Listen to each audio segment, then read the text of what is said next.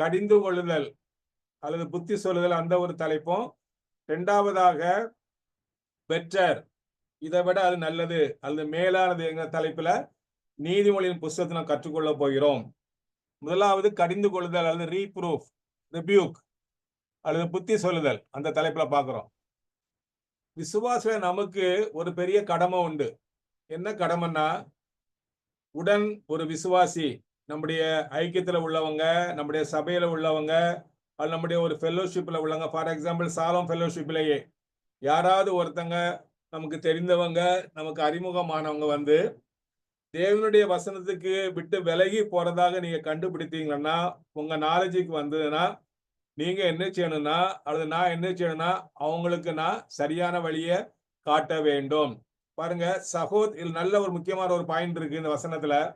சகோதரரே, உங்களில் ஒருவன், விசுவாசிதான், உங்களில் ஒருவன் அல்லது ஒருத்தி சத்தியத்தை விட்டு விலகி மோசம் போகும்போது, அவனுக்கு என்ன பேர் கொடுக்கிறாரு யாக்கோபு? பாவின்னு சொல்லி பேர் கொடுக்கிறாரு. விசுவாசி, சபையில உள்ளவரு, கர்த்தருடைய அன்பை ருசித்தவரு, ரட்சிக்கப்பட்டவரு.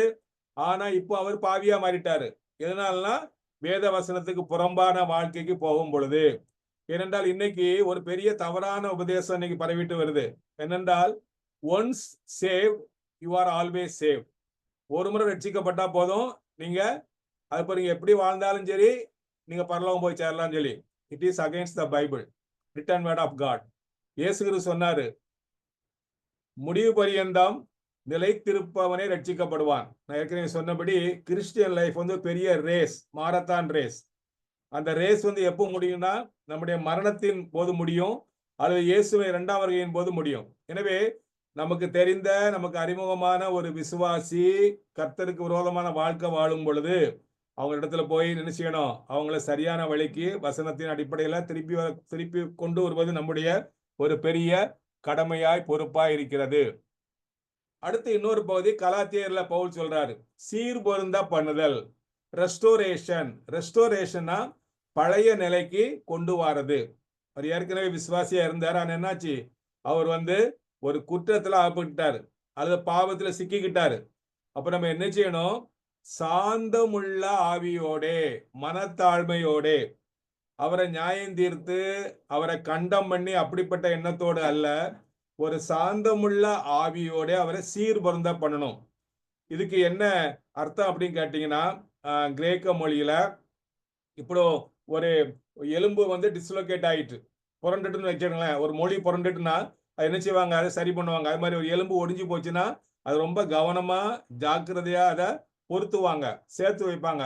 அந்த வார்த்தை பயன்படுத்தப்பட்டிருக்கு. அதே மாதிரி கர்த்தருடைய பிரசன்னத்துல இருந்து, தேவனுக்கு பிரியமான வாழ்க்கையில இருந்து பின்வாங்கி இப்போ நம்ம என்ன செய்யணுமா? சாந்தமுள்ள ஆவியோட சீர்பொருந்த பண்ணணும். அப்படி நாம் அவங்களுக்கு புத்தி சொல்லும் பொழுது, அவங்கள ஆண்டோட மறுபடியும் கொண்டும் பொழுது, நாமும் என்ன செய்யணும்? ஜாக்கிரதையா இருக்கணும். ஒருவேளை அவங்க விழுந்த பாவத்துல நம்மளும் விழுந்து போறதுக்கு வாய்ப்பு இருக்குது. அதுக்கு நம்ம எச்சரிக்கையா இருக்கணும், ஜாக்கிரதையா இருக்கணும். இப்படி இருக்கும் பொழுது, இப்படி செய்தால் நம்ம என்ன செய்வோம்? கிறிஸ்துவனுடைய பிரமாணத்தை நிறைவேற்றுவோம். நம்ம எல்லாருக்கும் தெரியும், கிறிஸ்துவனுடைய பிரமாணம் என்ன? அன்பின் பிரமாணம். இப்படி நம்ம ஒருவர் பாரத்தை ஒருவர் சுமந்து, இதுல வந்து நான் பெரிய ஆளு, நான் பெரிய விசுவாசி, நான் ரொம்ப எக்ஸ்பீரியன்ஸ்டு சீனியர், அந்த கிடையாது.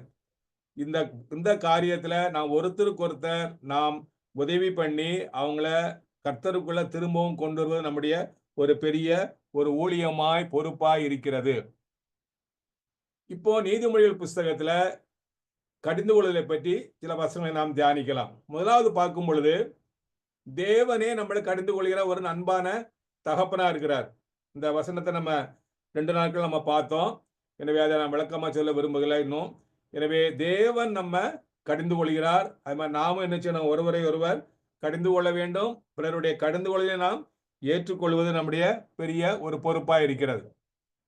அடுத்து, தேவனுடைய கடிந்து கொள்ளுதலுக்கு நாம் செவி சாய்ப்பதால் வரக்கூடிய ஆசீர்வாதம் என்ன? நம்ம பார்த்தோம், தேவன் நம்மளை கடிந்து கொள்ளுதாரு, நம்மளை ரெபியூக் பண்ணுதாரு. என் மகனே, என் மகளே, நீ போற வழி சரியில்லை, நீ எனக்கு பிரியமா நடந்துக்கலன்னு சொல்லி நம்மளை எச்சரிக்கிறாரு, நம்மளை கடிந்து கொள்ளுதாரு. அப்படி நம்ம அதுக்கு நம்ம செவி சாய்க்கும் பொழுது, நமக்கு கிடைக்கக்கூடிய ஆசீர்வாதங்கள் என்ன? இதுல போட்டிருக்கிற எல்லா ரெஃபரன்ஸுமே நீதிமொழிகள் புஸ்தகத்தோட ரெஃபரன்ஸ். அதான் வெறும் நம்பர் மட்டும் போட்டிருக்கிறேன். நீதிமொழிகள் 1:23 பார்க்கிறோம். அப்படி என் கடிந்து கொள்ளுதலுக்கு நீங்க திரும்பினீங்கன்னா, என் ஆவியை உங்களுக்கு அருளுவேன். பரிசுத்த ஆவியா நமக்கு தருகிறாரு. அவருடைய வார்த்தைகளை நமக்கு போதிக்கிறாரு. அடுத்து 13ஆம் அதிகாரத்துல பார்க்கும் பொழுது நம்மை கனம் பண்ணுகிறார். கடிந்து கொள்ளுதலை கவனித்து நடக்கிறவனோ கனம் அடைவான். அப்போ கடிந்து கொள்ளுதலை நம்ம கவனிக்காம நடந்தோம்னா நமக்கு கனவீனம் உண்டாகும். 15ஆம் அதிகாரத்துல பார்க்கிறோம், ஜீவனுக்கு ஏதுவான கடிந்து கொள்ளுதல். நம்முடைய ஆவிக்குரிய வாழ்க்கைக்கு ஏதுவான கடிந்து கொள்ளுதலை நம்ம என்ன செய்யணும்? ஏற்றுக்கொள்வது ஒரு ஞானியினுடைய செயல்.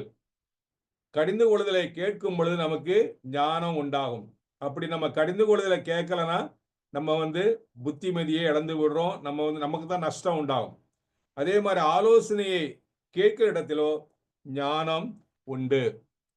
அதே மாதிரி கடிந்து கொள்ளுதலை செவிசாய்க்கும் பொழுது நாம் பரிசுத்தமா அடைகிறோம். நம்மிடத்தில் உள்ள குறைகளை நாம் சரி பண்ணி நாம் சரியானபடி திரும்பவுமாக ஆண்டவரோடு உள்ள உறவை நாம் புதுப்பிக்கிறோம். பரிசுத்தமான வாழ்க்கைக்கு அது ஒரு ஏதுகரமாய் இருக்கிறது கடிந்து கொள்ளப்படுதல். அதே மாதிரி உண்மையான சிநேகம் என்னதுன்னா, வெளிப்படையான சிநேகம் கடிந்து கொள்ள வேண்டும். அதான் உண்மையான சிநேகத்தினுடைய வெளிப்பாடு. சரி, இப்படி கடிந்து கொள்ளுதலை அது தேவன் மூலமாக கடிந்து கொள்ளப்படலாம், அல்லது உடன் விசுவாசி மூலமாக, அல்லது ஊழியர் மூலமாக ஏதோ விதத்துல நாம் கடிந்து கொள்ளப்படும் பொழுது அதை அசட்டை பண்ணினால், அதை நாம் சட்டை பண்ணாமல் விட்டால், அதை நம்ம சீரியஸா எடுக்காம நம்ம கேர்லெஸ்ஸா தொடர்ந்து நம்ம இஷ்டப்படி வாழ்ந்தோமானால் ஏற்படக்கூடிய விளைவுகள் என்ன? முதலாவது பார்க்கிறோம், அங்கே 1ஆம் அதிகாரத்துல சொல்றார், ஞானம் சொல்லுது, ஆண்டவர் சொல்றாரு, என் ஆலோசனை எல்லாம் நீங்கள் தள்ளி என் கடிந்து கொள்ளுதலை வெறுத்தீர்கள். ஆகையால் நானும் என்ன செய்வேன்? உங்க ஆபத்து காலத்துல சிரிப்பார ஆண்டவனை பார்த்து. அப்பா, நான் உனக்கு எவ்வளவு புத்தி சொன்னேனே, உன்னை கடிந்து கொண்டேனே, உனக்கு வார்னிங் கொடுத்தேனே, ஆனாலும் நீ உனக்கு செவிசாக்கி உனக்கு இஷ்டம் இல்லையே அப்படின்னு சொல்லி நம்ம ஆபத்து வரும்பொழுது நினைச்சு அதை பார்த்து நகைப்பாராம், சிரிப்பாராம். அது மாதிரி நம்ம பயப்படும் காரியம் வரும்போது அப்பவும் சிரிக்கிறார். அது மாதிரி நமக்கு வரக்கூடிய அந்த அழிவு கடிந்து கொள்ளுதலை கேட்காதபடியினால, கீழ்ப்படியாதபடியால் வரக்கூடிய புயல் போன்ற ஆபத்துகள், சூறாவளி போன்ற வாழ்க்கை நமக்கு நேரிடும் பொழுது, நெருக்கம் இடுக்கம் உண்டாகும் பொழுது அவர் நகைப்பாரா, ஆண்டவர் நம்ம பார்த்து சிரிப்பாராம். அப்போ நம்ம அவர்களை கூப்பிடுவோம், ஆனா நம்ம ஜெபத்தை அவரு கேட்க மாட்டார் அப்படின்னு சொல்லி வேதத்துல பார்க்கிறோம். பாருங்க, ஏனென்றால் என் ஆலோசனையை அவர்கள் விரும்பவில்லை, என் கடிந்து கொள்ளுதலை எல்லாம் அசட்டை பண்ணினார்கள். ஆகையால், நான் ஏற்கனவே சொன்னேன் இந்த லிங்கிங் வேர்ட், ஆகையால், ஏனென்றால், ஆகையால் அவர்கள் தங்கள் வழியின் பலனை புசிப்பார்கள், தங்கள் யோசனைகளினால் திருப்தி அடைவார்கள். அன்பானவர்களே, நாம் தேவனுடைய கடிந்து கொள்ளுதலுக்கு நாம் செவிசாய்க்கவில்லை என்றால் அதனுடைய பலனை நாம் அனுபவித்துதான் ஆக வேண்டும். அடுத்து இங்கே ஒரு வாலிபனை பற்றி பார்க்கிறோம், அது ஒரு மனிதனை பற்றி பார்க்கிறோம். இவன் என்ன செய்யறான்? அவன் கடிந்து கொள்ளுதலை கேட்காம, மற்றவனுடைய சொல்ல கேட்காம, அவன் இஷ்டப்படி வாழ்ந்ததுனால, ஒரு துன்மார்க்கமான பெண்ணோடு அவன் உறவு கொண்டபடியினால கடைசியில் என்ன ஆகுது? அங்க உடம்புல நோய் வருது, அவனுக்கு அழிவு உண்டாகுது.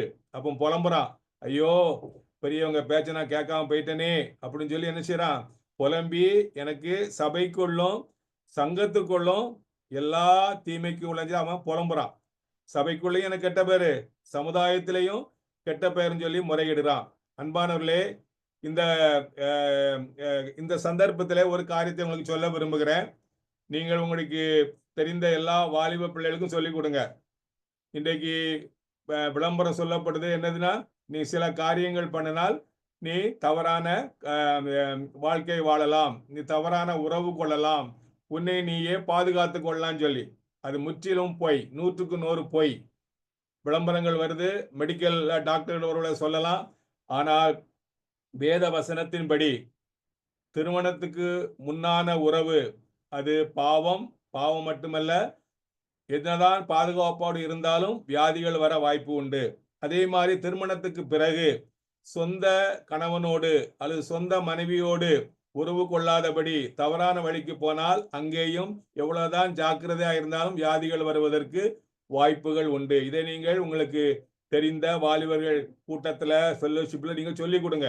நான் டீச்சரா இருக்கும்போது நான் ஸ்கூல்ல சொல்லியிருக்கிறேன். இப்பவும் என்னுடைய ஊழியத்துல வருகிற எல்லா வாலிபருக்கும் நான் சொல்லிக் கொடுக்குறேன். That is a safe sex. Biblical sex is a safe sex. Sex only with your own husband or only with your own wife. அடுத்து, கண்டிப்பை வெறிக்கிறவனோ மோசம் போகிறான், அழிந்து போகிறான். அது மட்டுமல்ல, புத்திமதிகளை தள்ளுகிறவன் தரித்திரத்தையும் லட்சையும் அடைவான். லட்சணம் என்ன? அவனுக்கு அவமானம் உண்டாகுது. Shame, poverty and shame come to him who refuses instruction and correction. அது மட்டுமல்ல, பயங்கரமா இருக்கு, அவன் சாவானான். கடிந்து கொள்ளுதலை வெறுக்கிறவன் சாவான். அடுத்து பயங்கரமான எச்சரிப்பு 29ஆம் அதிகாரம் 1 வசனத்துல, அடிக்கடி கடிந்து கொள்ளப்பட்டும் தன் பிடரியை கடினப்படுத்துகிறவன் சகாயமின்றி எந்தவித உதவியும் கிடைக்காம என்ன செய்வான்? சடிதியில அவன் நாசம் அடைவான். நம்முடைய வாழ்க்கையில் நம்ம பார்த்திருக்கலாம். அனைவருடைய வாழ்க்கையை நீங்க கவனிச்சு பார்த்தீங்கன்னா உங்களுக்கு தெரியும். எத்தனையோ முறை கடிந்து கொள்ளப்பட்டோம். ஒருவேளை பெற்றோரால் கடிந்து கொள்ளப்பட்டிருக்கலாம், அல்லது போதகரால் கடிந்து கொள்ளப்பட்டிருக்கலாம், நண்பர்களால் கடிந்து கொள்ளப்பட்டிருக்கலாம், பெரியவங்களால கடிந்து கொள்ளப்பட்டிருக்கலாம். ஆனாலும் தான் இஷ்டப்படி வாழ்ந்தபடியினால கடைசியில் என்ன ஆகுது? அவங்களுக்கு பெரிய அழிவு திடீர்னு அவங்களுக்கு எதிர்பாராத இடத்துல இருந்து வந்து அவங்க என்ன செய்றாங்க? அவர்கள் அழிந்து போகிறார்கள். பரிதாபமான ஒரு நிலைமை. அதே மாதிரி பெற்றோர்கள் வந்து தங்களுடைய பிள்ளையை இஷ்டத்துக்கு விட்டா, இன்னைக்கு வந்து அது ரொம்ப ஒரு காமன் இதா இருக்குது. பிள்ளைகளை அடிக்கக்கூடாது, எங்க அப்பா அம்மா அடிச்சாங்க, நான் கஷ்டப்பட்டேன், என் பிள்ளைய அப்படி அடிக்கக்கூடாதுன்னு சொல்லி அப்படி இருக்கிறாங்க.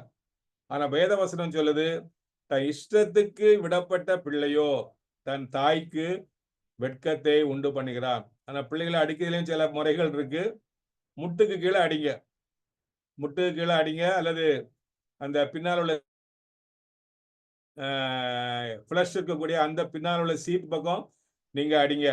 அதே மாதிரி கையை வைத்து எந்த பிள்ளைகளையும் அடிக்கவே வேண்டாம். ஏனென்றால் அதே கையை வச்சுதான் நீங்க பிள்ளைகளை அரவணைக்க வேண்டும், அன்பு பாராட்ட வேண்டும். அப்போ வந்து அது சரியா இருக்காது. எனவே தயவு செய்து உங்க பிள்ளைகளையோ ஒருவேளை உங்க பேர பிள்ளைகளையோ நீங்கள் திருத்தும் பொழுது ஒரு பெரம்பை வச்சு அடிங்க. அந்த பெரம்பை வந்து ஒரு இடத்துல வைங்க. ஏன்னா நீங்க பிள்ளை தவறு பண்ணும் பொழுது அந்த பெரம்பை எடுக்க போவீங்க. அப்ப நீங்க கொஞ்சம் டைம் ஆகும், டைம் கேப். அப்ப நீ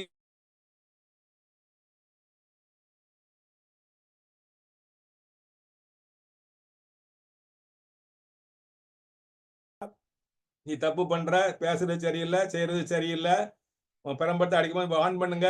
வார்னிங் நம்பர் 1 2 3 சொல்லுங்க. அந்த வார்னிங் கேட்கலாம் என்ன செய்யுங்க? போய் பெரம்பு போய் எடுத்துட்டு போய் அந்த பெரம்பை வச்சு என்ன செய்யுங்க?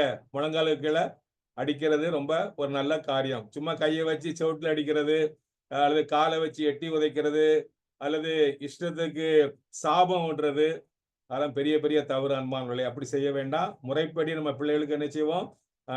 திருத்துவோம். அது அவங்களுக்கு ரொம்பவும் பிரயோஜனமா இருக்கும். அடுத்து யாரை கடிந்து கொள்ள வேண்டும்? நம்ம போய் எல்லாரையும் கடிந்து கொள்ள முடியாது. எல்லாரையும் கடிந்து கொண்டா நமக்கு தான் ஆபத்து. அதனால யாரை கடிந்து கொள்ளணும், அது எப்படி செய்யணும், அதுக்கும் வேதத்துல வசனங்கள் உண்டு. நீதிமொழிகள் புத்தகத்துல நல்ல வசனங்கள் இருக்குது. யாரை கடிந்து கொள்ளக்கூடாது? பரியாசக்காரனை, கேலி பண்றவனை, துன்மார்க்கனை கடிந்து கொண்டா அது நமக்கு நல்லதில்லை. அது நமக்கு தான் அது கரை உண்டாக்கும். அவனோட பகைப்பான். ஞானம் உள்ளவனை கடிந்துகொள், அவன் உன்னை நேசிப்பான். ஞானம் உள்ளவனுக்கு போதகம் பண்ணு, அவன் ஞானத்தில் தேறுவான். நீதிமானுக்கு உபதேசம் பண்ணு, அவன் அறிவில் விருத்தி அடைவான். புத்திமதிகளை விரும்புகிறவன் அறிவை விரும்புகிறான். புத்திமதிகளை காத்துக் கொள்கிறவனுக்கு நம்ம என்ன செய்யணும்? புத்தி சொல்லணும். அடுத்தபடியா 25:12 பாக்குறோம், கேட்கிற செவிக்கு நம்ம சொல்ற அந்த ஆலோசனைய நம்ம கொடுக்கிற புத்திமதிய கடிந்து கொள்ளுதல காது கொடுத்து கேட்கிறவனா இருக்கணும். அப்படி கேட்கிறவங்களுக்கு மட்டும்தான் நம்ம என்ன செய்யணும்? அது ஞானமாய் கடிந்து கொள்ளணும். அதுக்கும் தேவனுடைய ஞானம் தேவைப்படுது. சும்மா எடுப்புல கண்டதையும் சொல்லி அவங்களுடைய ஒரு குற்ற உணர்வுக்கு உள்ளாக்கி அவங்களுக்கு ஒரு டிப்ரெஷனுக்கு உள்ளாக்க கூடாது. அவங்கள ஒரு நியாயம் தீர்க்க கூடாது. ஞானமாய் கடிந்து கொண்டு, புத்தி சொல்லணும். யாருக்கு கம்பேர் பண்ணி இருக்குது? பொற்கடுக்கனுக்கும் அபரஞ்சி பூஷணத்திற்கும் சரி. Like an earring or nose ring of gold or an ornament of fine gold is a wise reprover to an ear that listens and obeys. அப்படின்னு சொல்லி ஆம்பிளிஃபைட் பைபிள்ல பார்க்கிறோம். அன்பானவர்களே, நம்ம நமக்கு சொல்லுகிற அந்த புத்திமதிய கடிந்து கொள்ளுதல காது கொடுத்து கேட்டு சீரியஸா அதை எடுத்துக்கிட்டு அதற்கு செவி கொடுக்கிறவங்களுக்கு நம்ம என்ன செய்யணும்? நல்ல ஜபத்தோடும் தாழ்மையோடும் ஞானமாய் நாம் கடிந்து கொண்டு செல்வது நல்லது. அது எப்படின்னு இன்னும் ஒரு சில ஸ்டெப்ஸை பற்றி பின்னால் நம்ம பார்க்கலாம். இதெல்லாம் பார்க்க போறோம். சரி, இன்னொரு விசுவாசி, அது இன்னொரு கிறிஸ்தவருக்கும் நமக்கும் ஒரு பிரச்சனை. பர்சனலா சில காரியங்கள் இருக்கு. அதை சரி பண்றது எப்படி? ஆனா இப்பொழுது நடப்பது என்ன? யாருக்கும் நமக்கு ஒரு மிஸ் அண்டர்ஸ்டாண்டிங் தான். நம்ம என்ன செய்யறோம்? போய் எல்லாருக்கும் போய் பரப்பிடுவோம். எல்லாரும் தெரிஞ்சவங்கலாம் போய், அக்கா இப்படி கேட்டியா, அண்ணன் இப்படி கேட்டீங்களா, இப்படி நடந்தது தெரியுமா, அவ அப்படி பேசினா இப்படி பேசினான்னு சொல்லி என்னை பற்றி இப்படி கோலம் மூட்டினா, இப்படி இல்லாதையும் பிள்ளான்னு சொல்லி என் பேரை கெடுத்து போட்டான்னு சொல்லி ஊரு புறம் தண்டா அடிக்கிறது. அது பெரிய தவறு. இங்க அழகான ஒரு பேசேஜ் இருக்கு. இந்த ஸ்டெப்பை ஃபாலோ பண்ணுங்க. ரொம்ப ரொம்ப சேஃப். இதான் ரொம்ப சக்சஸ்ஃபுல் ஸ்டெப். பாருங்க, 3 ஸ்டெப் இருக்கு. இயேசு கிறிஸ்து சொன்னாரு, உன் சகோதரன் உனக்கு விரோதமாக குற்றம் செய்தால் அவனிடத்தில் நீ போய் நீயும் அவனும் தனித்திருக்கையில் அவன் குற்றத்தை அவனுக்கு உணர்த்து. அவன் உனக்கு செவி கொடுத்தால் உன் சகோதரனை நீ ஆதாயப்படுத்திக் கொள். நண்பர்களே, இதான் ஃபர்ஸ்ட் ஸ்டெப். இதைத்தான் நம்ம முதல்ல செய்யணும். என்ன செய்யணும்? அந்த நபரிடத்துல போய், அது சகோதரியோ போய் என்ன செய்யணும்? தனியா போய், அக்கா நான் உங்கள்கிட்ட தனியா ஒரு காரியம் பேசணும்னு சொல்லி என்ன செய்யுங்க? போய் நீங்க ஒருவேளை உங்க வீட்டுக்கு அவங்கள கூப்பிட்டீங்கன்னா ஒரு டிஃபன் கொடுத்து, ஸ்நாக்ஸ் கொடுத்து, நல்ல ஒரு கார்டியல் அட்மாஸ்பியர், நல்ல ஒரு நட்பான ஒரு சூழ்நிலையை உருவாக்கி என்ன செய்யுங்க? தனிமையா அவங்ககிட்ட பேசுங்க. மற்றவங்ககிட்ட போய் தண்டா அடிக்கிறத விட அவங்ககிட்ட சொல்லுங்க, அக்கா நீங்க இப்படி அன்னைக்கு பேசிட்டீங்க, என் மனசு ரொம்ப கஷ்டமா போயிடுச்சுக்கா அப்படின்னு சொல்லி சொல்லுங்க. அப்போ அவங்க அதை ஃபீல் பண்ணுவாங்க. அப்படி இல்லாம நீங்க 2 பேர் 3 பேர் முன்னால அந்த காரியத்தை நீங்க ஷேர் பண்ணீங்கன்னா அதை உணர மாட்டாங்க. அதை தங்களை தான் டிஃபெண்ட் பண்ணுவாங்க. அவங்க தாங்க செய்ய நியாயம் தான் அப்படின்னு சொல்லுவாங்க. ஆனா இயேசு கிறிஸ்து சொன்ன ஆலோசனையின்படி நீங்க தனியா போய் அவங்களுக்கு என்ன செய்யுங்க? அந்த காரியத்தை சொல்லுங்க. அப்போ அவங்க கிளாரிஃபை பண்ணுவாங்க. ஒருவேளை அது மிஸ் அண்டர்ஸ்டாண்டிங்கா இருக்கலாம், உங்க மேல ஒருவேளை தவறா இருக்கலாம். அப்போ நீங்க என்ன செய்யலாம்? நீங்க உங்களை திருத்திக்கலாம். அது சக்சஸ் இல்லை. நீங்க என்ன செய்யணும்? 2வது ஸ்டெப் தான் நீங்க என்ன செய்யணும்? 2வது ஸ்டெப்பு கூட 2-3 பேரை கூட்டிட்டு போங்க. அவனுக்கு காரியத்தை சொல்லி, அண்ணன் மாதிரி அக்கா மாதிரி இப்படி நடந்து போச்சு எனக்கும் அவங்களுக்கும், தயவுசெய்து சமாதானத்துக்கு பண்ணுங்க, எங்க 2 பேருக்குள்ள அந்த உறவை சரி பண்ணுங்கன்னு சொல்லி அவங்கள 3 பேரா 4 பேரா போங்க. போய் அப்போ நீங்க அவங்களுக்கு புரிய வைங்க. முதல் ஸ்டெப் ஃபெயிலியர் ஆன பிறகு இந்த 2வது ஸ்டெப்பை பண்ணணும். சரி, அதுவும் சக்சஸ் ஆனா ரொம்ப நல்லது. சப்போஸ் சக்சஸ் ஆகலைன்னா என்ன செய்யணும்? அவர்களுக்கும் அவன் செவி கொடாமற் போனால் அதை சபைக்கு தெரியப்படுத்த. அதுக்கு பிறகுதான் பெரிய சர்க்கிளுக்கு போகணும். முதல்ல தனிமையிலேயே சரி பண்ண பார்க்கணும், உறவை சரி பண்ண பார்க்கணும். அது ஃபெயிலியர்னா 2 பேரை கூட்டு போய் சரி பண்ண பார்க்கணும். அதுவும் ஃபெயிலியர் கடைசியில தான் சபைக்கு தெரியப்படுத்த வேண்டும், ஒரு பெரிய சர்க்கிளுக்கு, உங்களோட சம்பந்தப்பட்டவங்களுக்கு. சரி, அவங்க சொன்னதுக்கும் அவங்க கேட்கலன்னா என்ன செய்யுங்க? அவனை கண்டுக்கிடாதுங்க, அவனை கணக்குல சேர்க்காதீங்க, அவனை ஒரு பொருட்டா நீங்க எண்ண வேண்டாம். இதுதான் இயேசு கிறிஸ்து நமக்கு சொல்லி கொடுத்த பாடம். இதை நாம செய்வோம். அது நமக்கு தேவனுக்கு அது பிரியமான ஒரு காரியமா இருக்கும். அடுத்து நம்ம எல்லாருக்கும் ஒரு பொறுப்பு உண்டு. இந்த கடிந்து கொள்ளுதலை பற்றி அல்லது எச்சரிப்பு கொடுக்கறத பற்றி, இன்ஸ்ட்ரக்ஷன் பண்றதை பற்றி. என்னன்னா, சுவிசேஷம் பிறருக்கு அறிவிக்க வேண்டும். ஏனென்றால் ஆத்துமா வெளியேற பெற்றது. இயேசு சொன்னாரு, மனுஷன் உலகம் முழுவதையும் ஆதாயப்படுத்தி கொண்டாலும் தன் ஜீவனை நஷ்டப்படுத்தினால், தன் ஆத்துமாவை நஷ்டப்படுத்தினால் அவனுக்கு லாபம் என்ன? மனுஷன் தன் ஜீவனுக்கு ஈடாக, தன் ஆத்துமாவுக்கு ஈடாக எண்ணத்தை கொடுப்பான். ஜஸ்ட் கொஞ்சம் இமேஜின் பண்ணி பாருங்க. ஒரு தராசுல, ஒரு தட்டுல இந்த உலகத்தினுடைய எல்லா செல்வமும் இருக்குது. இன்னொரு தட்டுல அந்த ஒரு தனிநபருடைய ஆத்துமா இருக்குது. இந்த நபர் அந்த ஆத்துமாவை கேர் பண்ணாம எல்லா சொத்து சுகத்தையும் அனுபவிச்சாலும் he is a fool, முட்டாள். ஏன்னா ஆத்துமா அவ்வளவு வெளியேறப்பட்டது. ஏன்னா அதுக்கு அழிவு கிடையாது. அது நித்தியமான வாழ்க்கைக்கு போக வேண்டியது. அது பரலோகமோ நரகமோ. எனவே அந்த ஆத்துமாக்களுக்கு இயேசு கிறிஸ்துவை நம்ம அறிவிக்கணும். எனவே தான் அதுக்காக தான் பரிசுத்த அபிஷேகம் கொடுக்கப்பட்டிருக்கு. அன்பானவர்களே, பரிசுத்த ஆவியின் அபிஷேகத்தை ஒரு நபர் பெற்றுக்கொண்டார் என்றால் அது ஒரு பெரிய ஒரு கான்ட்ரோவர்ஷியல் சப்ஜெக்ட். ஒவ்வொருத்தரும் ஒன்று சொல்லுவாங்க. அந்நிய பாஷை பேசணுமாங்க, அல்லது தீ மாதிரி நெருப்பு மாதிரி அனுபவம் சொல்லுவாங்க. ஓகே, அதை பற்றி நான் சொல்ல வரல உங்களுக்கு. ஆனா எனக்கு தெரிஞ்சதெல்லாம், ஒரு நபர் பரிசுத்தாவின் அபிஷேகத்தை பெற்றார் என்றால் அவருக்கு நிச்சயமா மற்றவங்களுக்கு இயேசு கிறிஸ்துவை பற்றி சொல்லக்கூடிய, ஷேர் பண்ணக்கூடிய ஒரு விசேஷித்த தைரியம் கிடைக்கும். விசேஷித்த தைரியம், போல்ட்னஸ் கிடைக்கும். அதுக்காக தான் இயேசு கிறிஸ்து கொடுத்திருக்காரு பரிசுத்தான அபிஷேகம். அதை செய்யாதபடிக்கு வேற எல்லாம் செய்தாலும் அது பிரயோஜனம் இல்லை. ஷோகேஸ்ல வைக்கிறதுக்காக பரிசுத்தாவின் அபிஷேகம் கொடுக்கப்படல. உங்களுக்கும் எனக்கும் பரிசுத்தாவின் அபிஷேகம் கொடுக்கப்பட்டது என்றால், இயேசு கிறிஸ்து அறியாதவர்களுக்கு, அவங்க பெரிய பணக்காரரா இருக்கலாம், படிச்சவங்களா இருக்கலாம், பெரிய அந்தஸ்துல உள்ளவங்களா இருக்கலாம், அவங்களுக்கு எல்லா மனத்தாழ்மையோடும் அதே வேளையில இயேசு கிறிஸ்துவின் அதிகாரத்தோடும் சுவிசேஷத்தை நாம் ஷேர் பண்ணக்கூடிய ஒரு தைரியம் கிடைக்கும். அதான் அதுக்கு வல்லமை. அதுக்கு தான் அந்த பவர் கொடுக்கப்பட்டிருக்கு. அதை நம்ம யூஸ் பண்ண வேண்டும். எனவே தான் பவுல் சொல்றாரு, சுவிசேஷத்தை நான் பிரசங்கியாதிருந்தால் எனக்கு ஐயோ, நான் உற்சாகமாய் அப்படி செய்தால் எனக்கு பலன் உண்டு. அன்பானவர்களே, நாட்கள் குறுகி விட்டது. கடைசி காலத்துல வாழ்ந்துட்டு இருக்கிறோம். இயேசு கிறிஸ்துவனுடைய ஒரே ஒரு கண்டிஷன், இயேசு கிறிஸ்து 2ஆம் முறை வரணும்னா ஒரே ஒரு கண்டிஷன் என்னன்னா, இந்த ராஜ்யத்தினுடைய சுவிசேஷம் பூலோகம் எங்கும் உள்ள சகல ஜாதிகளுக்கும், ஜாதினா நம்ம ஊர் ஜாதி இல்ல, சகல தேசங்களுக்கும் சகல நாட்டு மக்களுக்கும் சாட்சியாக பிரசங்கிக்கப்படும். அப்பொழுது முடிவு வரும் சொன்னார். சீஷர்கள் கேட்டாங்க, ஆண்டவர் நீர் எப்போ வருவீரு? அப்ப சொல்றாரு, என்னுடைய சுவிசேஷம், ராஜ்யத்தினுடைய சுவிசேஷம் எல்லா தேசத்து மக்களுக்கும், உலகத்துல எல்லா மக்களுக்கும் அறிவிக்கப்படும். அவங்க எல்லாரும் கிறிஸ்டியனா மாறுவாங்கன்னு சொல்லவே இல்லை. சுவிசேஷத்தை கேட்பாங்க. இயேசுவே ரட்சகருங்கிற செய்தி அவங்களுக்கு அறிவிக்கப்படும். அது முடிஞ்ச உடனே நான் உடனே வருவேன்னு சொல்றாரு. அந்த திட்டத்திலே நிறைவேறுவதற்கு நீங்களும் நானும் அதிகமாய் செயல்பட வேண்டும். இனிமே எசேக்கியேல்ல பார்க்கிறோம். அங்கே எச்சரிக்கை செய், துன்மார்க்கனை எச்சரிக்கை பண்ணு, அவனுக்கு எச்சரிக்கை பண்ணாவிட்டால் அவன் இரத்த பழியை நான் கேட்பேன் என்கிறார். அடுத்ததாக நாம் அடுத்த பகுதிக்கு போகலாம். நீதிமொழிகள் புஸ்தகத்துல அநேக காரியங்கள் பெட்டர், இதை விட அது மேலானது, சிறந்தது, தமிழ்ல வாசி அப்படின்னு சொல்லி இருக்கும், நலம் சொல்லி இருக்கும். அதுல சில காரியத்தை நாம் தியானிக்க தேவன் நமக்கு உதவி செய்வாராக. முதலாவதாக உத்தமமான காரியம், சிறந்த காரியங்கள்ல ஞானம், புத்தி.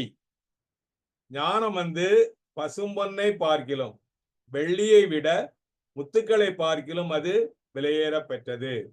அதே மாதிரி நாம் பொன்னை வெள்ளியை சம்பாதிப்பதை விட தேவ ஞானத்தையும் புத்தியையும் சம்பாதிப்பது மேன்மையான காரியம், பெரிய சிறந்த காரியம்.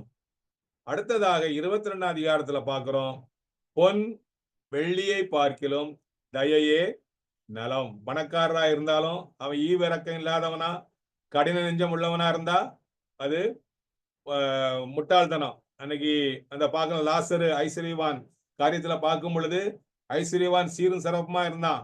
அவனுக்கு பயங்கரமா அவனுக்கு அடக்க ஆராதனை நடந்தது. லாசருக்கு அடக்க ஆராதனை நடந்ததா எழுதப்படல. ஐஸ்வர்யவானுக்கு எல்லாம் நடந்த பெரியதா. ஆனா முடிவுல என்னன்னா, அவன் கடைசியில நரகத்துல போய் அவன் சேர்ந்தான். பொன்வெளி இருந்து என்ன பிரயோஜனம்? தயை இல்லாட்டா, இறக்க சிந்தை இல்லாட்டா. யாக்கோபுல ஒரு வசனம் ஞாபகத்துக்கு வருது, நியாய தீர்ப்பிலே இரக்கமானது மேன்மை பாராட்டும். இரக்கமானது மேன்மை பாராட்டும். அடுத்து யாரு மேலானதுன்னா, கனமற்றவனாயிருந்தும் பணிவிடை, போலியான ஒரு கௌரவத்தை விட கொஞ்சம் better is a man of humble standing who works for himself than one who plays the great man but lacks bread. That is, வெளியே ஒரு கௌரவமா நடிப்பான், அது பிரயோஜனம் கிடையாது.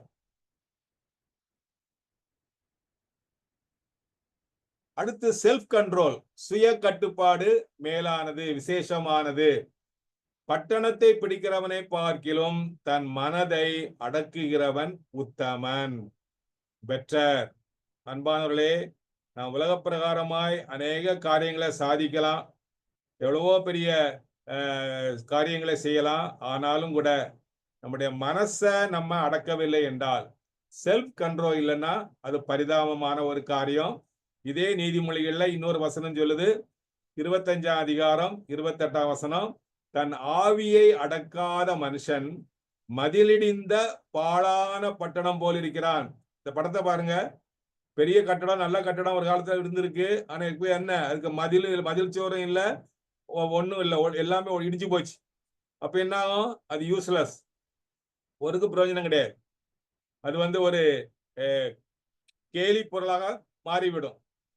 நம்முடைய வாழ்க்கை அப்படி இருக்க வேண்டாம் அன்பானவர்களே. இன்னைக்கு அநேகருடைய வாழ்க்கை நல்லா ஆரம்பிச்சாங்க கிறிஸ்தவ வாழ்க்கைய.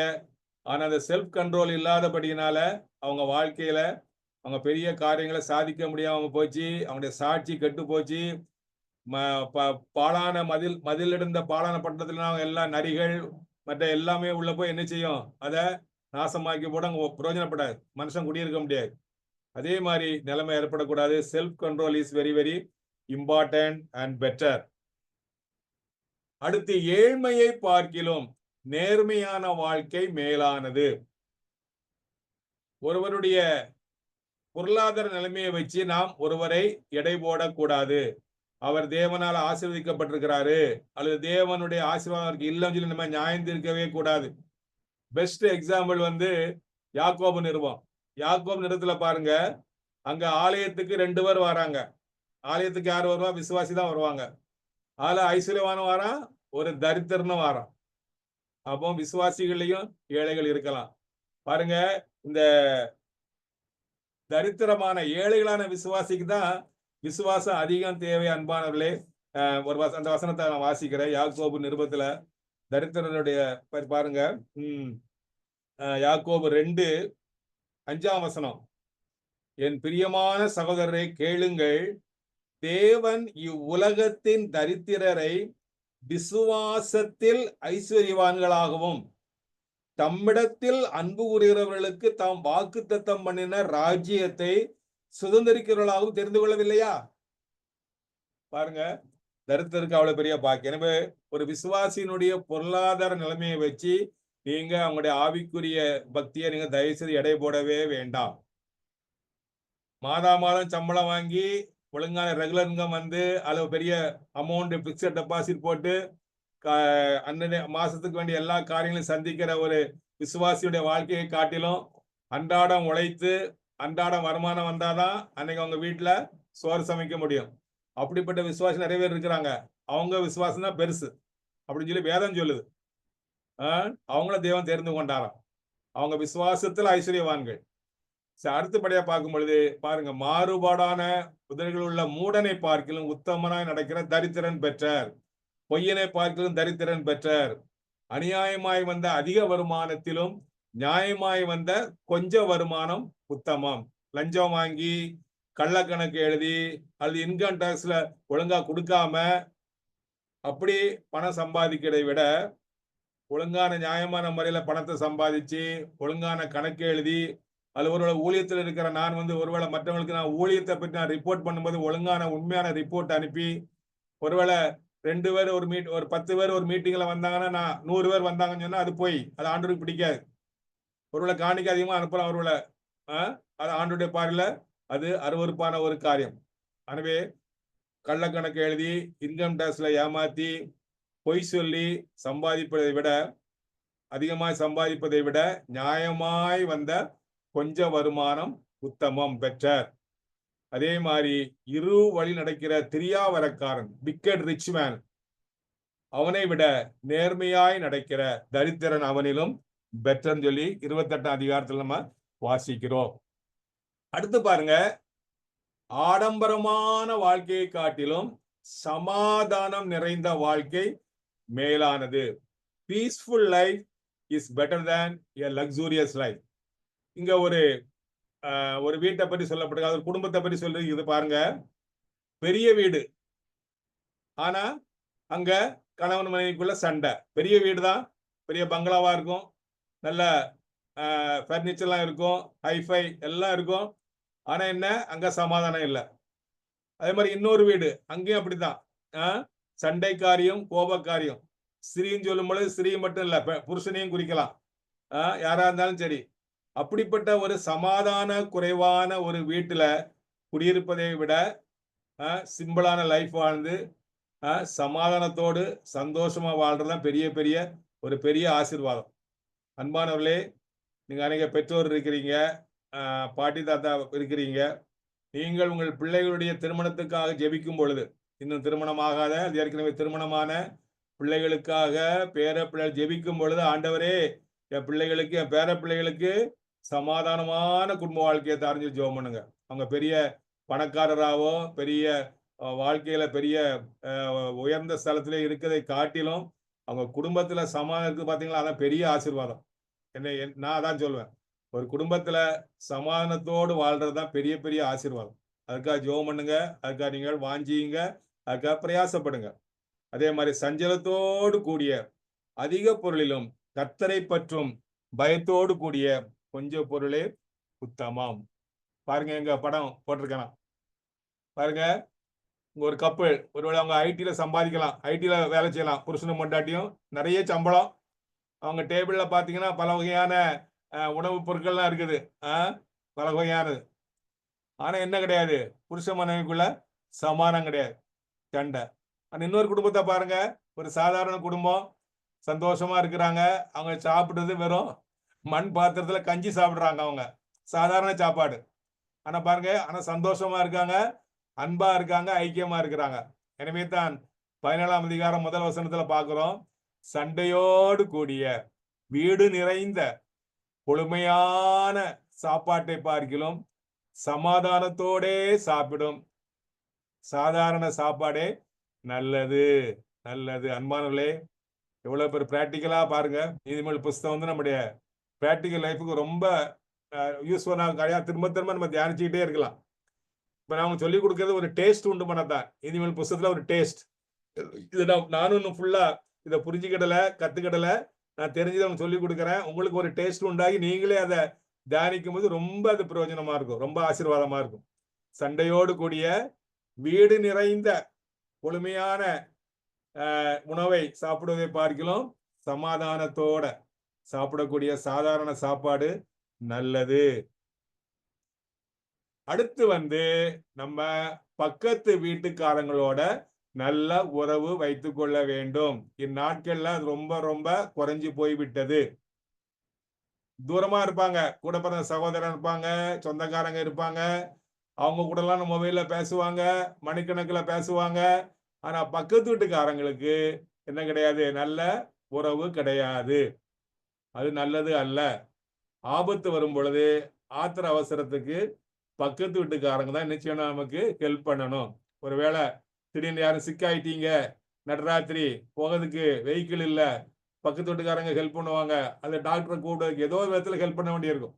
எனவே தூரத்தில் ரொம்ப பிராக்டிக்கல். நீதிமொழிகள் வந்து ரொம்ப ரொம்ப பிராக்டிக்கல். தூரத்தில் உள்ள சகோதரன் தான், சகோதரத்துல பண வசதி இருக்கும், எல்லா வசதியும் இருக்கும். ஆனாலும் கூட அந்த டைம்ல வந்து ஹெல்ப் பண்ண முடியாது. அதை விட better is a neighbour who is near than a brother far away. அன்பானே, நம்ம பக்கத்து ஒருவேளை நீங்க அதை செய்யலாம், நீங்க செய்யுங்க. நம்ம நினைக்கிறோம் நம்ம பெரிய விசுவாசி, நான் ஆவிக்குரியவன், நான் இயேசு கிறிஸ்துவ இருந்துக்கொள்ளவன், பக்கத்து வீட்டுக்காரனுக்கு கிறிஸ்துவ பற்றி தெரியாது, அவன் நரகத்துக்கு போவான், அவங்க கூட நான் உறவு வைக்கணும் அப்படின்னு நினைக்கவே கூடாது. ஒரு வசனம் ஞாபகத்துக்கு வருது, வாசிக்கிறேன். ஆண்டவர் ஞாபகப்படுத்துறாரு, கொரிந்தியர்ல ஒரு வசனம். அங்க ஒருவன் வந்து ஒரு விசுவாசி வந்து பெரிய பாவம் செய்யறான். அப்போ பவுல் சொல்றாரு, அவனை எக்ஸ்கம்யூனிகேட் பண்ணுங்க, சபையை விட்டு நீக்குங்க அப்படின்னு சொல்லி டிசிப்ளினரி ஆக்ஷன் எடுக்க சொல்றாரு. சொல்லிட்டு தொடர்ந்து சொல்றாரு. 1 கொரிந்தியர் 5ஆம் அதிகாரத்துல வாசிக்கிறேன். 1 கொரிந்தியர் 5ஆம் அதிகாரம், வேணா எழுதிடுங்க நோட்ல. 9 இருந்து வாசிக்கிறேன். 1 கொரிந்தியர் 5ஆம் அதிகாரம் ரொம்ப பிராக்டிகலா இருக்கும் நமக்கு. 1 கொரிந்தியர் 5ஆம் அதிகாரம் 9ஆம் வசனம். விபசாரக்காரரோடே கலந்திருக்க கூடாது என்று நிருபத்தில் உங்களுக்கு எழுதினேன். ஆனாலும், லிங்கிங் வேர்ட், ஆனாலும் இவ்வுலகத்தில் உள்ள விபசாரக்காரர், பொருளாசைக்காரர், கொள்ளைக்காரர், விக்கிரக ஆராதனைக்காரர் இவர்களோடு எவ்வளவும் கலந்திருக்க கூடாது என்று நான் எழுதவில்லை. அப்படியானால் நீங்கள் உலகத்தை விட்டு நீங்கி போக வேண்டியதாயிருக்குமே. நான் உங்களுக்கு எழுதினது என்னவென்றால், சகோதரன் எண்ணப்பட்ட ஒருவன் விபசாரக்காரனாயாவது, பொருளாசைக்காரனாயாவது, விக்கிரக ஆராதனைக்காரனாயாவது, உதாசீனாயாவது, வெறியனாயாவது, கொள்ளைக்காரனாவது இருந்தால் அவனோடே கலந்திருக்க கூடாது. யாரோட? சகோதரன் எண்ணப்பட்ட ஒருவன் அப்படி இருந்தா, அப்படிப்பட்டவனுடைய கூட புசிக்கவும் கூடாது. புறம்பே இருக்கிறவர்களை குறித்து தீர்ப்பு செய்கிறது என் காரியமா? உள்ளே இருக்கிறவைகளை குறித்தல்லவோ நீங்கள் தீர்ப்பு செய்கிறீர்கள். பாருங்க பாருங்க, அப்படி நம்ம தான் ரொம்ப பரிசுத்தம், அவிசுவாசம் நம்ம எதுவும் கனெக்ஷன் வைக்கணும்னு நினைச்சோம்னா இந்த உலகத்துல நம்ம வாழ தகுதியே கிடையாது. உலகத்தை விட்டு போயிட வேண்டியா. நம்ம உலகத்திற்கு உப்பாக இருக்கும்படியா அழைக்கப்பட்டிருக்கிறோம். அன்பானவர்களே, உப்பானது எப்படி உணவு கெட்டு போகாம அதை பாதுகாக்குதோ, அதே மாதிரி இந்த உலகம் கெட்டு போகாம இருக்கணும்னா நீங்களும் நானும் உப்பா இருக்கணும். உப்பு என்ன செய்யும்? உப்பு சும்மா இருக்காது, அது கரையும். கரைஞ்சி அது மற்றவங்களுக்கு பிரயோஜனமா இருக்கு. அது மாதிரி நம்முடைய நற்கிரியைகள் அவங்களுக்கு பிரயோஜனமா இருக்கணும். அது மாதிரி வெளிச்சமா இருக்கிறோம். அதனால ஒருவேளை நீங்க பக்கத்து வீட்டுக்காரங்க கூட இன்னும் சரியான ஒரு ரிலேஷன்ஷிப் பில்டப் பண்ண ஒரு தீர்மானம் எடுங்க. இன்னைக்கு ஒரு தீர்மானம் எடுங்க. ஆண்டவரே, ஒரு பர்த்டே உங்க வீட்டுல வருதா, அவங்களை கூப்பிட்டு உங்களுக்கு ஒரு பார்ட்டி கொடுங்க, அல்லது நீங்க போய் அவங்களுக்கு கேக் கொடுங்க. உங்க பிள்ளைக்கு பர்த்டேயா அல்லது உங்க பர்த்டேயா பக்கத்து வீட்டுல போய் நீங்க ஷேர் பண்ணுங்க. அப்படி ஒரு கான்டாக்ட் நீங்க உண்டு பண்ணிக்கணும். இந்த மாதிரி கிறிஸ்துமஸ் டைமா, இப்போ ஈஸ்டர் வருது, அது நல்ல ஒரு சான்ஸ். நீங்க என்ன செய்யுங்க, ஸ்பெஷலா ஏதாவது சாப்பாடு செய்து அவங்களுக்கு போய் கொடுங்க. இப்படி எங்களுக்கு இயேசு கிறிஸ்து பிறந்த நாள், எங்களுக்கு ரொம்ப சந்தோஷம், ஷேர் பண்ணுங்க. அப்படி நீங்க சான்ஸை நீங்க உண்டாக்கிக்கணும் பக்கத்து வீட்டுக்காரங்க கூட. அது ரொம்ப ரொம்ப முக்கியம், அவசியம். பைபிள் வேத வசனம் உண்மை உண்மை உண்மை. Better is a neighbour who is near than a brother far away. தயவுசெய்து இந்த தேவனுடைய வசனத்தை சீரியஸா எடுத்துக்கிடுங்க. அதை பிராக்டிக்கலா அப்ளை பண்ணுங்க. அது ரொம்பவும் ஹெல்ப்ஃபுல்லா இருக்கும். திரளான செல்வத்தை காட்டிலும் நற்சாட்சி நல்லது.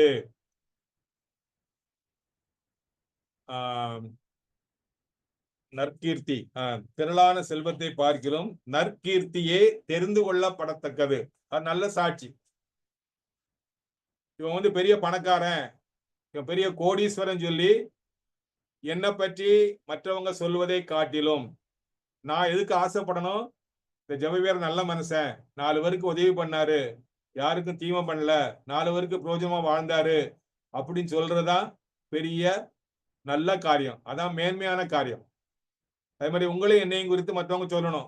இவன் பெரிய பணக்காரி அல்லது பெரிய படிச்சவா, பெரிய ஆபீசரா இருந்தா அப்படிங்கிறத விட இவன் நல்ல மனுஷி, 4 பேருக்கு உதவி பண்ணா, இந்த ஏழைகளுக்கு உதவி பண்ணா, எனக்கு இந்த ஆபத்து வந்தப்போ எனக்கு காப்பாத்தினா, எனக்கு கஷ்டத்துல கை கொடுத்தா, நான் வாழ்க்கையில ரொம்ப நொந்து போய் இருந்தப்போ எனக்கு ஆறுதல் பண்ணா அப்படின்னு சொல்றதா நல்ல காரியம். அன்பானவர்களே, பணத்தை வச்சு பணம் பெருசு இல்லை. பாருங்க, இங்க 2 காரியம். ஒரு பக்கம் தங்க கட்டிகள், வெள்ளி கட்டிகள், இன்னொரு பக்கம் தேவனுடைய ஒரு சர்டிபிகேட்.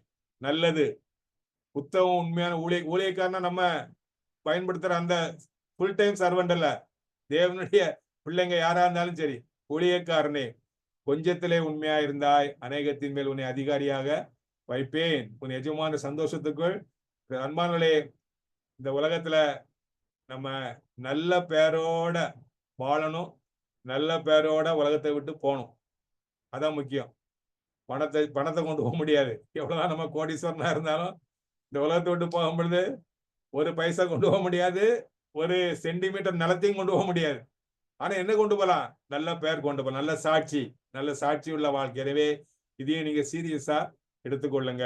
திரளான செல்வத்தை பார்க்கிலும் நற்சாட்சி நல்லது. வேத வசனம் 100க்கு 100 உண்மை. அதற்கு நம்ம செவி சாய்ப்போம். பகையோடு இருக்கும் கொளுத்த எருதின் கரியை பார்க்கிலும் சிநேகத்தோடு இருக்கும் இலைக்கரியே நல்லது. நீதிமொழிகள் 15:17. மறைவான சிநேகத்தை பார்க்கிலும் வெளிப்படையான கடிந்து கொள்ளுதல் நல்லது. எல்லாவற்றையும் சோதித்து பார்த்து நலமானதை பிடித்து கொள்ளுங்கள். கர்த்தர் நல்லவர். ஜெபிக்கலாம். அன்பின் பரலோக பிதாவே, நாங்கள் உம்மை ஸ்தோத்திரம், உம்மை துதிக்கிறோம். கர்த்தாவே, ஆண்டவரே, உம்முடைய நீதிமொழிகள் பொன்மொழிகள் ஆண்டவரே, நாங்கள் சிலவற்றை நாங்கள் தோண்டி எடுத்து நாங்கள் ஆண்டவரே கற்றுக்கொண்டோம் ஐயா. இதை நாங்கள் அசைவோட உதவி செய்யும் ஆண்டவரே. நீர் கற்றுக் கொடுத்த இந்த சத்தியங்களை திரும்ப திரும்ப நாங்கள் தியானித்து அசை போட்டு அதை உட்கொள்ளவும் அதை நாங்கள் வாழ்க்கையிலே அதை அப்ளை பண்ணவும் தக்கதான கிருபையை தரும்படியாய் கெஞ்சுகிறோம். நாங்கள் மட்டுமல்ல ஆண்டவரே, மற்றவங்களுக்கும் ஷேர் பண்ணி மற்றவங்களுக்கு இந்த ஆசீர்வாதத்தை கொண்டு போகின்ற ஒரு பாத்திரமாக விளங்க உதவி செய்யும்படியாய் கெஞ்சுகிறோம் கர்த்தாவே. ஆமாண்டவரே, உம்மால் என்று எங்களால் ஒண்ணுமே செய்ய முடியாது கர்த்தாவே. நீர் கிருபை செய்ய ஆண்டவரே. நீர் சொல்லியிருக்கீங்க ஆண்டவரே, என் வார்த்தைகளை கேட்டு அதன்படி செய்கிறவனே கல்லின் மேல் அஸ்திபாரம் மூடப்பட்ட வீட்டை போல் இருப்பான் என்று சொல்லப்பட்டிருக்கிறது கர்த்தாவே. அப்படியாக நாங்கள் வசனத்தை கேட்பது மட்டுமல்ல ஆண்டவரே, கீழ்ப்படியவும் அனியுத்த கிறிஸ்தவ வாழ்க்கை நல்ல உறுதியாக இருக்க உதவி செய்யும்படியாய் கெஞ்சுகிறோம் கர்த்தாவே. இன்றைக்கு நம்முடைய வசனத்தை கேட்ட நம்முடைய பிள்ளைகளை ஆசீர்வதியும், நன்மையால் நிரப்பும். அவன் கத்துக்கிட்டது மட்டுமல்ல, மற்ற அநேகருக்கு ஷேர் பண்ணவும் இந்த நல்ல செய்தி ஆண்டவரே, உம்முடைய செய்தி அநேகருக்கு பரவும் தக்கதாக உதவி செய்யும். எங்களுடைய சபைகளிலே, எங்களுடைய குடும்பங்களிலே, எங்களுடைய சமுதாயத்திலே நல்ல மாற்றங்களை உண்டு பண்ணத்தக்கதாய் இந்த வசனங்களை ஆசீர்வதித்து தரும்படியாய் கெஞ்சுகிறோம் கர்த்தாவே. ஆமாண்டவரே, அன்றைக்கு எரேமியாவுக்கு சொன்னீரே, நான் சிறுபிள்ளை என்று நீ சொல்லாதே என்று சொன்னீரே. அது போல இன்னைக்கு சிலர் நினைச்சிட்டு இருக்கிறாங்க, நான் போய் மற்றவங்களுக்கு நான் எப்படி இந்த வசனத்தை சொல்லிக் கொடுப்பேன்னு சொல்லி ஒரு டிஸ்கரேஜ்மெண்டா இருக்கிறாங்க. அப்படியெல்லாம் ஆண்டவரே, நீரே அவங்க வாயிலிருந்து நீர் பேசும் ஆண்டவரே. அவங்களுக்கு ஒரு திறந்த வாசலை கொடும் ஆண்டவரே. ஒரு ஆளா இருக்கலாம், 2 பேரா இருக்கலாம், அவங்களுக்கு இந்த வசனத்தெல்லாம் ஷேர் பண்ணி ஆண்டவரே உம்முடைய நாமத்தை மகிமைப்படுத்த உதவி செய்யும் கர்த்தாவே. ஐயா, அடியனுக்கு இந்த 4 நாட்கள் டீச் பண்ணக்கூடிய கிருபையும் பலத்தையும் கொடுத்தீங்களே அப்பா, உமக்கு ஸ்தோத்திரம். அடியனுக்காய் ஜெபம் பண்ணி நம்முடைய பிள்ளைகளுக்காய் உமக்கு ஸ்தோத்திரம் ஆண்டவரே. அவங்களை ஆசீர்வதியும் ஆண்டவரே.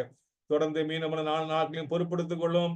நீர் மகிமைப்படுவீராக கர்த்தாவே. எவனிடத்துல அதிகமாய் கொடுக்கப்படுகிறதோ இடத்துல அதிகமாய் கேட்கப்படும் என்று சொல்லியிருக்கிறீங்க ஆண்டவரே. அதை நாங்கள் உணர்ந்தவர்களாக ஆண்டவரை நாங்கள் கற்றுக்கொண்ட சத்தியங்களை பிறருக்கு அனைவருக்கு ஷேர் பண்ணவும் கீழ்ப்படியும் உதவி செய்யும்படியாய் கெஞ்சுகிறோம். தொடர்ந்து ஷாலோம் ஊழியங்களை ஆசீர்வதியும் வர்த்திக்க பண்ணும். எல்லாவற்றையும் இயேசு கிறிஸ்துவின் மூலம் கேட்கிறோம் அன்புள்ள பிதாவே. ஆமென், ஆமென். நாளை செய்திய தலைப்பு வார்த்தைகளை குறித்த ஞானம், விஸ்டம் ரிகார்டிங் வேர்ட்ஸ்.